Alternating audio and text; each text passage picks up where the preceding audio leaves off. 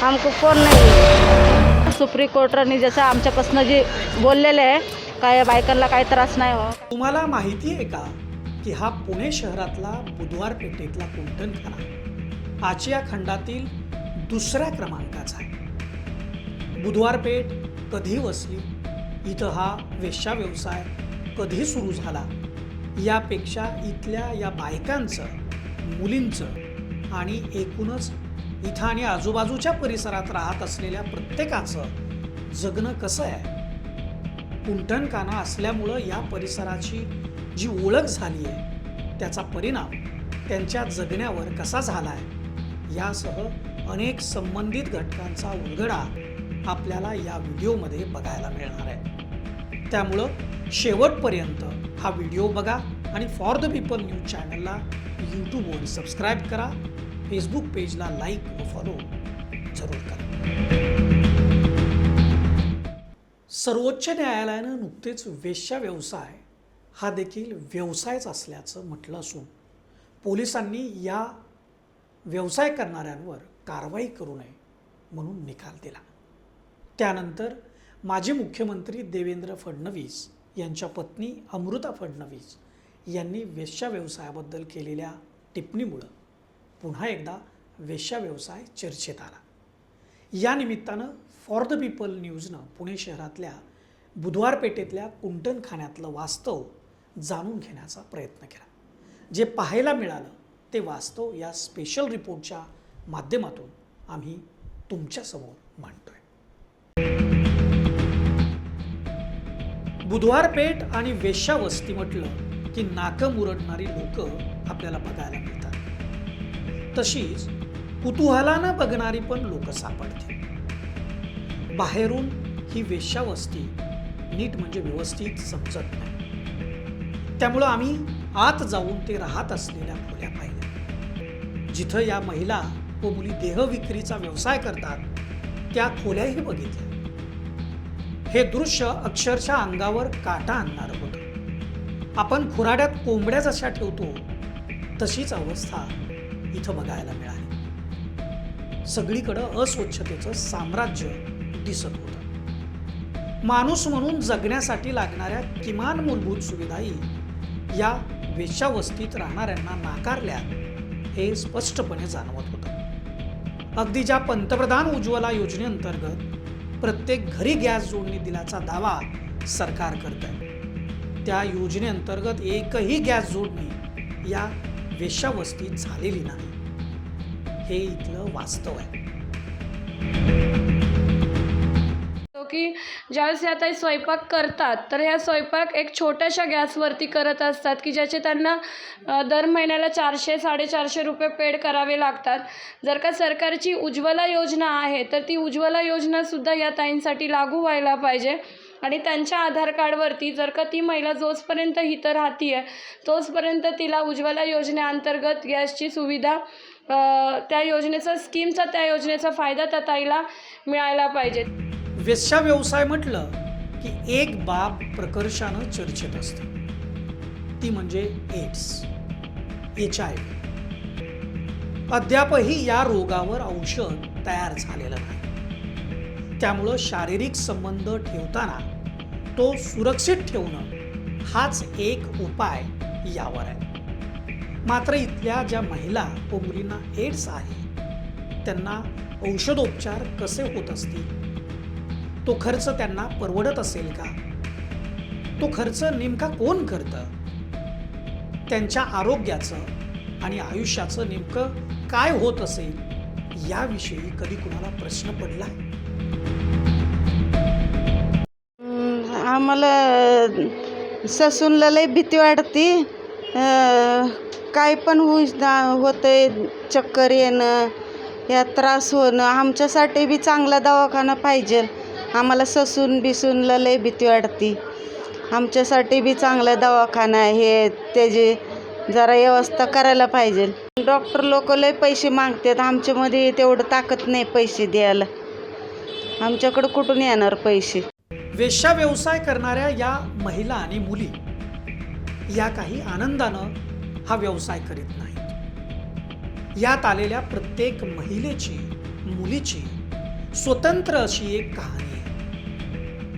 आता सर्वोच्च न्यायालयानं वेश्या व्यवसाय हा व्यवसायच असल्याचं म्हटल्यानं इथल्या या महिलांना पाणी, रेशन व आरोग्यासंदर्भातल्या मूलभूत सुविधा मिळण्याबरोबरच इतरही सरकारी सुविधा मिळतील ही अपेक्षा आहे.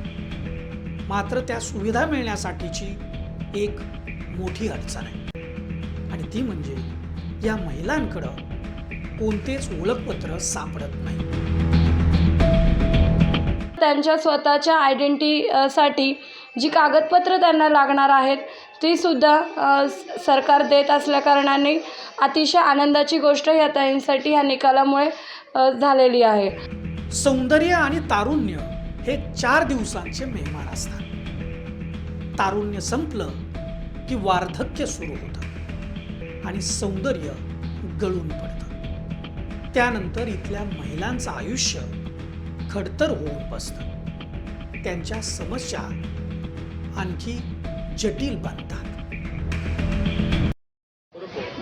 आम्हाला काय तसलं काय प्रॉब्लेम नाही. आता सुप्रीम कोर्टाने जसं आमच्यापासून जे बोललेले आहे काय बायकांना काय त्रास नाही हो काय नाही, पण असं काय आम्हाला आत्तापर्यंत काय पोलिसांनी त्रास दिलेला नाही आहे. फक्त एवढंच मुद्द्याचं गोष्ट आहे का जरा आता कसं सरकारने थोडंसं पेन्शन चालू करायला पाहिजे ना आमच्यासाठी. आता आमची पण वय झाली. आता मला इथे येऊन 30-35 वर्ष झालं मी हे कामं करते, पण आता मुलं पण आमचे मोठे झाले तर इथं काय कामधंदा पण आम्हाला काही देत नाही आहे काय नाही. हमारे को बहुत खरास है, हमको कौन नहीं है. 100-100 रुपये का धंधा को कुछ होता नहीं, बिल्कुल धंधा नहीं होता हमारा मातारी लोगों का, बिल्कुल धंधा नहीं है. 100 रुपये 120-130 रुपये मध्ये आम्ही कस्टमर आता वो भी बेवड़ा लोग को होता सर. कस्टमर 100 रुपये 150 लेके जाता है. मालकिन का 30 रुपये 120 रुपये हमको मिलता है. वेश्या व्यवसाय हा व्यवसायच असल्याचं सर्वोच्च न्यायालयानं म्हटल्यानं यापुढील काळात वेश्यावस्तीतील महिलांच्या समस्या कमी होण्यासाठीचे प्रयत्न सुरू होतील असा एक विश्वास आहे. माणूस म्हणून जगण्याचा सर्वांना अधिकार आहे, तसा तो त्यांनाही आहे. वेश्यावस्तीतल्या महिलांचे, मुलींचे वास्तव पाहत असताना या परिसरातल्या रहिवासी व व्यावसायिकांचे काय प्रश्न असतील, त्यांना कोणत्या समस्यांना सामोरे जावं लागत असेल, असे प्रश्न आम्हाला पडले आणि म्हणून आम्ही या इतर घटकांनाही भेटलो आणि त्यांचं वास्तव जाणून घेण्याचा प्रयत्न केला. हा पसारा जास्त मोठा झाला, हा व्यवसाय जास्त मोठा झाला. आमच्या हे प्रत्येक दुकानदाराचं हे हळूहळू इथली दुकानच बंद झाली. त्यामुळे कारण महिला खाली येऊन थांबतात, दुकानं पुढं थांबतात, त्यांना सांगितलं तरी त्या बाहेर जात नाहीत, बाजूला होत नाहीत. बरं आता ह्या नवीन आलेल्या महिलांना आपण इथं जुने रहिवासी आहोत हे पण माहीत नसतं. म्हणजे ज्या पूर्वीच्या कानडी महिला होत्या त्या एक वेळ आदर तरी ठेवायच्या, परंतु या बांगलादेशातून आलेल्या, नेपाळमधून आलेल्या या महिलांना ते पण माहिती नसतं की बाबा हे व्यापारी इथले जुने आहेत काय नाही. त्यामुळे इथल्या बहुसंख्य व्यापाऱ्यांनी कंटाळून अनेकदा इथं चौकीवर तक्रारी केल्या होत्या, करत पण असत. परंतु सामुदायिक तक्रार साधारण वर्षापूर्वी झाली, ती मोठ्या प्रमाणात तक्रार झाली. संपूर्ण व्यापाऱ्यांनी सह्यांचं हे काढलं आणि मग त्यांच्याविरुद्ध एक तक्रार केली की किमान रस्त्यावर या बायकांनी उभे राहू नये किंवा उभं राहायचं असेल तर संध्याकाळी 7 नंतर 8 नंतर त्यांनी खाली उतरावं, कारण तोपर्यंत आमचा पण व्यवसाय होऊ शकतो. त्यामुळं कारण नसताना आम्ही पण तसं त्यांना टाईम बाइंडिंग दिला की बाबा 8 नंतर आले तर चालेल, काही हरकत नाही. अर्थात त्यातून काही दिवस ती म्हणजे काही दिवस पण नसेल, मला वाटतं 1 किंवा 2 दिवसच फक्त त्याचा प्रभाव दिसला की पुन्हा आपल्या ह्या महिला परत खाली उभ्या राहतात, दुकानं पुढं उभ्या राहतात, गिरायकांना बोलवत असतात, शुकशुक करतात, तरुण पोरांशी गप्पा मारत बसतात.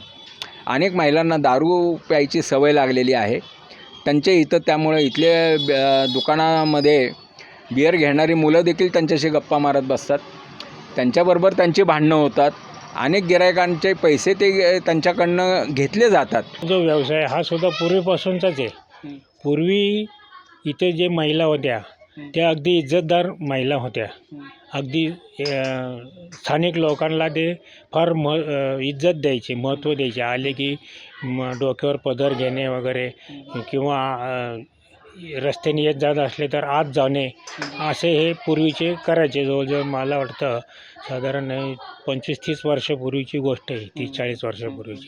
आत्ताची जी पिढी आलेली आहे ह्या महिलांची, हे अगदी ज्याला आपण म्हणू की कोणालाही घाबरत नाहीत अशी ही पिढी आलेली आहे. तर ही पिढी जी आता ही कोणाचंही ऐकत नाही. ही मुलं मुलीकडचे बघायला यायचे आणि हे असं वातावरणामुळं त्यांनी नकार दिला नाही. म्हणजे असं स्पष्ट सांगितलं नाही, पण नकार दिलेला आहे. कधी कधी कसं होतं की आता काही कामानिमित्त रस्त्यावर येतात जातात आणि रस्त्यावरून जाणारे जे व्यसन केलेले दारुडे वगैरे, तर त्यांना कसं वाटतं की बाबा हे त्यातलेच एक प्रकार आहे असं म्हणून कधी धक्का मारणे, कधी त्यांना हे करणे, विचारणे असा प्रकार करतात. मी ह्या एरियात म्हणजे बुधवारपेठ म्हटलं की जुनीच आहे, पण याच्या नकळत इतके परिणाम, म्हणजे आम्ही स्थानिक लोक आहोत, म्हणजे आम्ही इथे राहणार, की ह्या एरियाच्या हिशोबाने लोक यायला सुद्धा मागत नाहीत. हा एरिया म्हटले की पहिले बुधवारपेठ म्हटलं की कोणी येणार नाही. कोणी म्हणजे आमच्या मुलांवर सुद्धा परिणाम, की मुलं येणार जाणार, शाळेत येतात जातात, आमची मुली वगैरे. कोणी सांगितलं बुधवारपेठ म्हटलं की कोणी यायला तयार नाही. ते आमच्या मुलांचे समजा लग्न वगैरे काय असेल तर यायला सुद्धा मागत नव्हते इथे, की बुधवारपेठ म्हटलं की हे एरियाशे.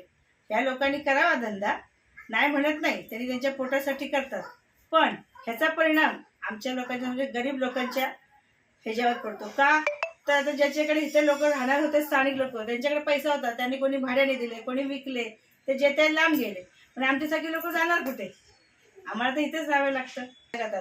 पण आमच्या लोकांना सुद्धा की लोक त्या दृष्टीने पाहतात, रात्री अपरात्री आतमध्ये घुसणे, कुठे काय करणे, येऊन म्हणजे असं हा प्रकार होतो.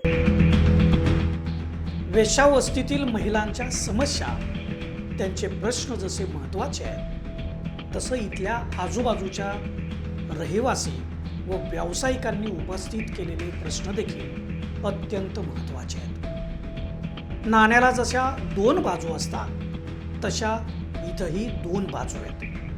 त्यामुळं कायदा सुव्यवस्थेचा प्रश्न अनेकदा निर्माण होत असतो. त्याविषयी पोलीस काय भूमिका घेतात आणि काय कारवाई करतात हे देखील महत्त्वाचं राहतं.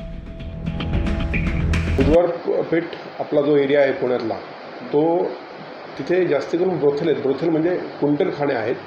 म्हणजे एका घरामध्ये खूपशा व्यक्ती, महिला ज्या असतात ते असा हा व्यवसाय करतात. गेल्या 2 आठवड्यापूर्वी जो सुप्रीम कोर्टाचा डिव्हिजन बेंचचा जो एक निर्णय आलेला आहे, त्याप्रमाणे आता भविष्यामध्ये सुद्धा प्रॉस्टिट्यूशन हा एक व्यापार होईल आणि त्याला एक आर्टिकल 21 ऑफ कॉन्स्टिट्यूशन जे आहे त्याप्रमाणे त्याला लिगलाईज करण्याचा थोडा प्रयत्न झालेला आहे. यापूर्वी आम्ही पिटा ॲक्ट म्हणजे prevention of immoral traffic act प्रमाणे पण कारवाई करायचो. आणि दुसरे म्हणजे आमचा महाराष्ट्र पोलीस कायदा किंवा बॉम्बे पोलीस ॲक्ट 110 म्हणजे रस्त्यावर जे महिलांचे अश्लील कृत्य वगैरे असेल त्या अनुषंगाने पण कारवाई करायचो. आता तो जरी काही प्रमाणामध्ये जर त्यांची जर कन्सेंट असेल तर तो गुन्हा होत नाही असं सुप्रीम कोर्टाने सांगितलेलं आहे. त्याप्रमाणे कायद्यामध्ये पण बदल होतील.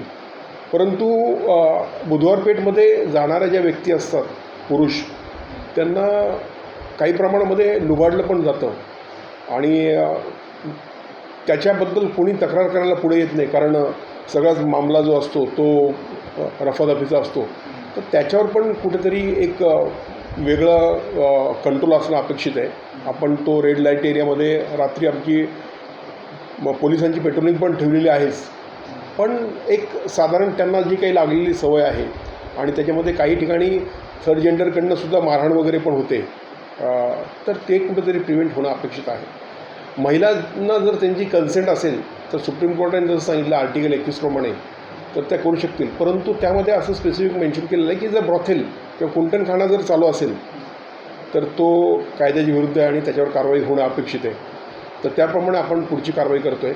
सिंगल केसमध्ये जर if she has given a consent तर it would not amount as a prostitution आणि त्याप्रमाणे आपण आता तशा कारवाया ज्या आहेत त्या सध्या करत नाही आहे. आशिया खंडातील 2ऱ्या क्रमांकाच्या वेश्यावस्तीतलं हे वास्तव आपण बघितलं. मन सुन्न करणारी परिस्थिती आपण पाहिलीत. वेश्यावस्तीतल्या महिलांना माणूस म्हणून जगण्याचा हक्क निश्चितच आहे, परंतु तिथल्या स्थानिक रहिवासी व व्यावसायिकांना त्रास होईल अशी वागणूक थांबणं आणि येणाऱ्या गिरायकांची लुबाडणूक थांबणंही आवश्यक आहे. आपल्याला हा बुधवार पेठेतील कुंटणखाण्याचं वास्तव दाखवणारा हा स्पेशल रिपोर्ट कसा वाटला ते आपण व्हिडिओच्या खालील कमेंट बॉक्समध्ये जरूर सांगा. आणि यूट्यूब व फेसबुकवर जिथं आपण हा व्हिडिओ पाहत असाल तिथं फॉर द पीपल न्यूज चॅनलला सबस्क्राईब करा, लाईक व फॉलो जरूर करा. धन्यवाद. प्रशासन व लोकप्रतिनिधींचं दुर्लक्ष झालंय. सरकारी निर्णय, राजकीय, आर्थिक अशा कोणत्याही क्षेत्रातील घटना असोत, या घटनेमागची संपूर्ण कारण मीमांसा करणारा, वस्तुस्थिती थेटपणे मांडणारा स्पेशल रिपोर्ट फक्त फॉर द पीपल न्यूज.